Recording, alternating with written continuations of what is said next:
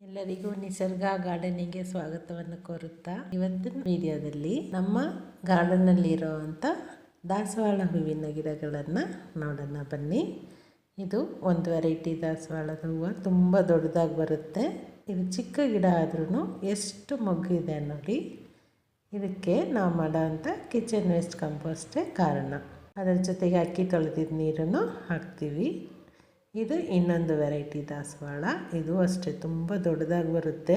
ಇದು ಈಗ ಹರಡ್ತಾ ಇದೆ. ಇದು ಇನ್ನೊಂದು ವೆರೈಟಿ ಹೂವು, ಅಂದರೆ ಇದನ್ನು ವೆಲ್ವೆಟ್ ಹೂವು ಅಂತ ಹೇಳ್ತಾರಲ್ಲ, ಆ ಗಿಡ ಒಂದಿದೆ. ಇದರಲ್ಲಿ 2-3 ಸಲ ಕುಯ್ದಿದ್ದು ಆಯಿತು ಹೂವು.